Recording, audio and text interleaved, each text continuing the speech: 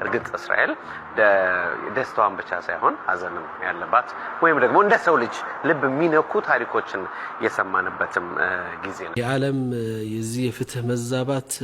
ዛሬ እንደ ኡመት ገዛን ያየ የሚተኛ ሰው በዚህ የውሸት ዓለም ውስጥ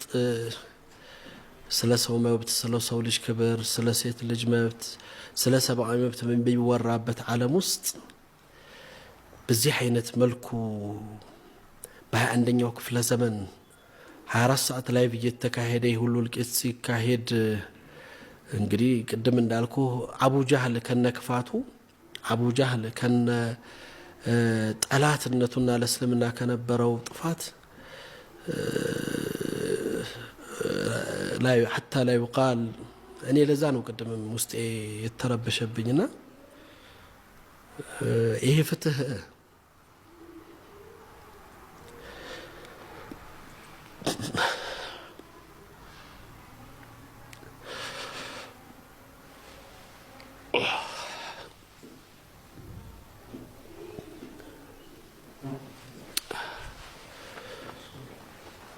ሐቅ ሲጠፋ ሁለት ባለቤቱን ሲያጣ ሰዎች በዚህ ልክ ሲጨክኑ ሁሉም ቦታዎች ላይ ሰዎች አላግባብ ሲጠፉ በአገርም ላይ በዚህ ልክ ሰዎች በማይገባ መልኩ ህይወት ሲከፍሉ እንደው ሰው ጠፍቶ ስለ ሐቅ የሚጮህ የሚጨነቅ እስልምና ታሪካችን መቼም ዋ ሙዕተሲማ ያለን ህዝቦች ነን። ያቺ አንዲት ሴት ጩኸት መልስ የሰጠ ሙዕተሲም ቢላህ ኸሊፈቱል አባሲ አሙሪያ ላይ ሐቋ የተደፈረ ክብሯ የተነካ ሙስሊም ሴት ዋ ሙዕተሲማ ወኢስላማ ወእስልምናይ ወይ ክብሬ ብላ በጮኸችበት ከበሩ ሲደርሰው ወሬውን ሲሰማ ከተቀመጠበት መቀመጫ ከዙፋኑ ተነስቶ ነበር። ለበይከ ያ መራ ለበይከ ያ አምራ ለበይከ ያ አምራ ሶስቴ ነበር ለበይከ ነው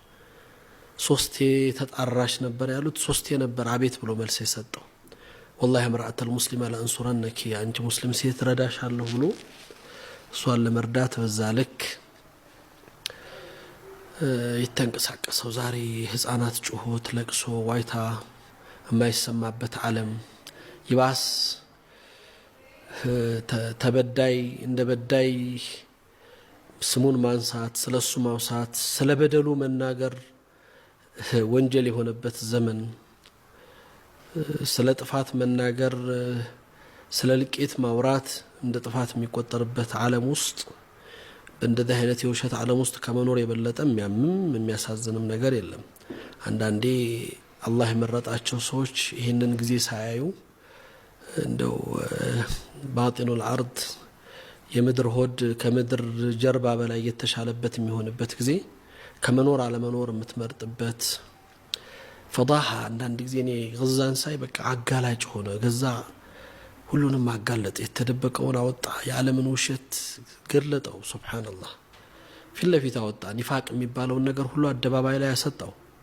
እንደዚህ አይነት ጊዜ ላይ ተቀምጦ ይሄን ከማየት የበለጠ እንደ ማህበረሰብ በአገር በሚደርሱ ፈተና